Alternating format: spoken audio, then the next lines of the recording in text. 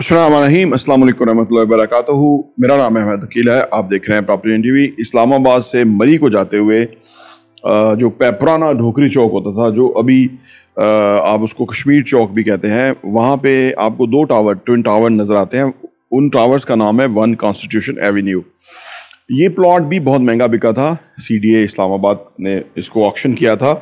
और ये जो प्रॉपर्टी है, ये एक पाशा साहब हैं जो कि सितारा टेक्सटाइल वालों के दामाद हैं। मेरी मालूमात के मुताबिक, मैं गलत भी हो सकता हूँ, लेकिन इतना गलत नहीं हो सकता क्योंकि मैंने इसी प्रोजेक्ट की वेबसाइट बनाई थी आज से, जब मेरा IT का बिज़नेस था, तो वो कोई 10 साल 12 साल पहले की बात है। तो तब ये अभी बिल्कुल साइट ऑफिस बन रहा था और ये बिल्डिंग बनी थी। अच्छे भले मानस इंसान हैं, और जो उनके सितारा टेक्सटाइल वाले हैं वो तो वाकई अच्छा काम कर रहे हैं। उन्होंने जो TV चैनल लॉन्च किया है वो देखने से तल्लुक़ रखता है। अच्छा कंटेंट है उसके ऊपर, और अल्लाह किसी को पैसा दे तो उसको कोई ऐसा ही प्रोजेक्ट करना चाहिए। इसी से दुनिया बेहतर होगी। इसी से ही जो है ना, मैं समझता हूँ सही मानों में कॉर्पोरेट सोशल रिस्पॉन्सिबिलिटी जो है ना वो बिजनेसेस की होती है, जबकि वो इस तरह के कंक्रीट प्रोजेक्ट्स करें जिसके ऊपर लोगों को फ़ायदा हो। देखिए, think and grow rich Andrew Carnegie ने जो लिखवाई थी, तो वो किताब ने दुनिया को करोड़ों लोगों की ज़िंदगियां बदली हैं उस किताब ने, और वो आज भी बदली और रहती दुनिया तक बदलती रहेगी। तो जो इस तरह का काम होता है वो बहुत ही दूरस उसके नतीजे होते हैं। तो ये चैनल जो सितारा टेक्सटाइल वालों ने शुरू किया, वो तो वाकई काबिल इस्ताइश है। ये जो बिल्डिंग बनी, ये बिल्डिंग एक अलग पाकिस्तान के अंदर, अगर इस पर किताब लिखी जाए तो वो किताब कंस्ट्रक्शन इंडस्ट्री के हवाले से जो है ना बड़ी मुफीद हो सकती है। मैं इसके लिए असल में ये वक्त देने वाले प्रोजेक्ट्स हैं, तो वक्त अभी है नहीं। ये जो बिल्डिंग बनी, ये हमारी जो कौमी कल्चर है, गवर्नमेंट के अदारों का, अप्रूवल्स देने वालों का, CDA का, जो जर्नल हैं, जज हैं, पॉलिटिशियंस हैं, वो हर का कच्चा चट्ठा इसी बिल्डिंग के अंदर ही खुल जाता है।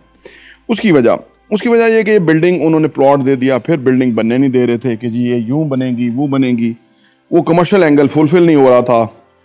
अभी भी इसके दो टावर जो है वो साइड पे हैं, वो उनमें से एक शायद बनना है या दो बनने हैं। अब मुझे इसकी, क्योंकि ये 3 थे, उन्होंने कहा ये 2 जो जितने हैं इतने हैं, तीसरा इनसे डबल था जिसने बनना था।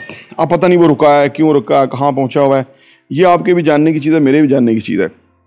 खैर, तमाम पॉलिटिशियंस यहाँ से हिस्सा बटोरते रहे। तमाम CDA के जो हाई ऑफिसर्स हैं, उनमें से जिन लोगों की वो थी अप्रूवल्स देने की, किकबैक्स यहाँ से मिलते रहे। जनरल बाजवा को यहाँ पे फ्लैट मिला, ठीक है, हर बंदे ने यहाँ से बेनिफिट उठाया। जजों के फ्लैट यहाँ पे हैं, और फ्लैट हम भी बेचते हैं। फ्लैट का आपको होता है या तो डाउन पेमेंट पे लेते हैं, तो या तो अगर आप देखें, अगर आप कोई किसी का काम कोई कर दे, तो फ़र्ज़ करें हमसे 2 करोड़ का फ्लैट ले ले और वो हमारा कोई काम कर दे जो कि 50 करोड़ रुपये का है, तो वो वर्थ इट होता है, उसमें कोई प्रॉब्लम नहीं है। तो इस किस्म का ये सारा काम यहाँ पे हुआ। अब असल में रोना इस चीज़ का है कि इस तरह की बिल्डिंग्स बनना इस्लामाबाद की जो हवाले से बड़ी ज़रूरत है, कि क्योंकि बहुत ही खूबसूरत लैंडस्केप है, तो अपार्टमेंट लिविंग जो है उससे अपना ही कमाल है, क्योंकि यहाँ का ग्रीनरी सब्ज़ा बहुत अच्छा है। आप ऊपर से देखते हैं तो आप एक बड़ी खूबसूरत दुनिया में रह रहे होते हैं।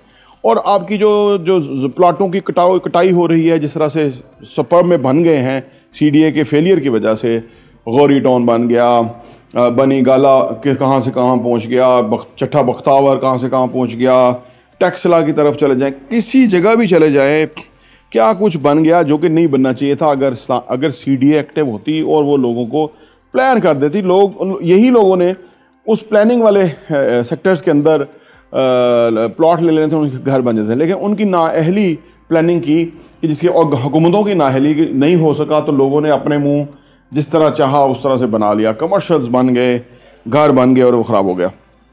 तो ये जो बिल्डिंग है, ये और इस तरह की जो फर्दर बिल्डिंग भी बनी हैं, उनमें जो ये वाला पहलू है कि गवर्नमेंट के साथ, गवर्नमेंट अदारों के साथ डील करना। मलिक रियाज ने एक इंटरव्यू में कहा था ना कि मेरा काम इसलिए तेज़ होता है कि मैं फाइलों के नीचे पहिए लगा देता हूँ। वो ऑन रिकॉर्ड है एक दिन जियो के साथ में। ये ही वतीरा इस मुल्क के अंदर है।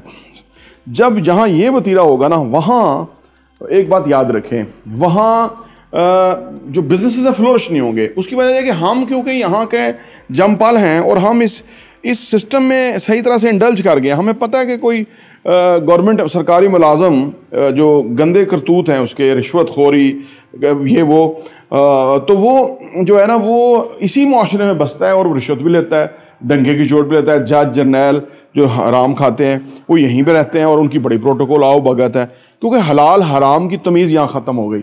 जिस माशरे में हलाल हराम की तमीज़ ख़त्म हो जाए वो माशरा वैसे तो तबाह हो जाया करता है, लेकिन क्योंकि हम नबी पाक सल्लल्लाहु अलैहि वसल्लम की उम्मत हैं और इसी मुल्क के अंदर बहुत अच्छे लोग भी बसते हैं, औलिया अल्लाह भी यहीं हैं, बरी इमाम सरकार और फिर मेहर अली शाह, इस तरह की अजीम हस्तियाँ भी इसी इलाके में हैं। तो इस वजह से वो जो अजाब है और जो कहर है वो अल्लाह ने बचाया हुआ है। अदरवाइज़ जो करतूत हैं घिनौने, तो वो यहीं पे आया चाहता है, अगर अल्लाह ताला माफ़ फरमाए जिस तरह के मामलात हैं। तो ये बिल्डिंग जो है ये आज ख़ुद एक अजीबो-गरीब और एक हैरान कुन कहानी है कि जिस तरह से यहाँ पे रिश्वतें ली और दी गई, जिस तरह से अप्रूवल्स लेने के लिए क्या कुछ नहीं हुआ, जिस तरह से लोगों को खुश करने के लिए हर बंदे ने इस बहती गंगा में हाथ धोए तो ये बिल्डिंग बनी। और अभी इसका एक टावर जो है वो जो तकरीबन इससे डबल स्काई हाई होना है, जाना है, वो अभी पेंडिंग है। उसके ऊपर पता नहीं कौन कौन कितना कितना माल बनाएगा, तब जाके अप्रूवल्स होंगी और तब जाके ये काम किसी नतीजे में पहुंचेगा। तो जब ये सूरत हाल हो, आप सोचिए उधर काम करना कितना मुश्किल है। हम क्योंकि कस्टमर को चीज़ें बेचते होते हैं तो हम उनको अपने उसके साइज़ ऑफ द प्रोजेक्ट और अपनी जो जहाँ तक अपनी सेफ्टी है या पीस ऑफ माइंड है या वो हम अगलों को दे रहे होते हैं, सो दैट कि हम अगर तो हाँ, मैं आमतौर पे सोचता हूँ कि हमारे यहाँ भी 25 करोड़ अवाम है, बहुत पैसा है लोगों के पास, क्या हमारे यहाँ भी आम बंदा ही पूछता है कि बुर्ज खलीफा जैसी बिल्डिंग बनेगी या इस तरह के काम होंगे, सिंगापुर, मलेशिया, दुबई है जी, टर्की, और इस तरह का हमारे यहाँ भी इंफ्रास्ट्रक्चर बनेगा। तो बनने की तो डिमांड है हर हवाले से। ओवरसीज़ पाकिस्तानियों के पास पैसा है, वो यहाँ आना चाहते हैं, उनको क्वालिटी लिविंग चाहिए, वो सारा कुछ मौजूद है। लेकिन जो हराम खाने वाले सरकारी मुलाजम हैं, जो ओहदों पे बैठे हुए कम नस्ल लोग हैं, उनसे कैसे जो है ना इस मुल्क की जान छूटे और वो कैसे जो है ना इस मुल्क को तरक्की करने देंगे, आगे बढ़ने देंगे, ये बड़ा एक सवालिया निशान है कि जिसका जवाब शायद आपके पास भी ना हो, मेरे पास भी नहीं है। लेकिन मेरा एक ईमान है कि अल्लाह पाक ने इन बेरहम इन लोगों को जहन्नम की आग में फेंकना है। हमारा ईमान है अल्लाह रोज़े जज़ा का मालिक है जी, वहाँ पे जन्नत दोज़ख के हिसाब होने हैं। तो कैसे हो सकता है? हमारा ईमान है, नबी पाक सल्लल्लाहु अलैहि वसल्लम का फरमान है कि गलत करने वाला कैसे जन्नत में पहुँच जाएगा, और जब तक आपकी शफात ना हो वो तो एक अलग मामला है। लेकिन जितना जुल्म सरकारी टैक्सों के साथ सरकारी महकमों के अंदर अफसरों ने हराम खाने में लगाया हुआ है, जिस तरह उन्होंने हराम कमाइयाँ करी हुई हैं, तो वो तो उनका हिसाब तो होना ही है। तो वो हिसाब कौन दे सकेगा? ये तो नस्लें ही देंगी, क्योंकि एक ने बनाया, दूसरे ने खाया, तीसरे ने लगाया, चौथे ने उसके, तो वो नस्लों के अंदर जो हराम घुसा हुआ है वो कैसे निकलेगा, कैसे साफ़ होगा, कैसे उसका जो है ना वो कतारसिस होगा। ये जिन्होंने वो कहते हैं जिन्ना खादियाँ गाजरा तो टेढ़ों दे पीड़, दरअसल उनको तो सोचने क्या, उनकी नस्लों को सोचने, क्योंकि यजीद के बारे में कहा जाता है कि यजीद की औलाद थी वो फिर तख्त पे बैठी, तो उसने कहा उसने तख्त छोड़ दिया, उसने कहा मैं ऐसे तख्त पे बैठना पसंद नहीं करता। तो इनकी नस्लों में से भी क्या पता ऐसे लोग निकल आए कि जो कहें कि जो मेरे वालिद ने जितना हराम खाया था वो मैं वापस लौटाता हूँ सरकार को या जिन लोगों के साथ ज़्यादती की हुई है, तो शायद उनका कोई कथारसिस हो जाए। बहरहाल ये बिल्डिंग जो है ये अपनी एक अलग कहानी है।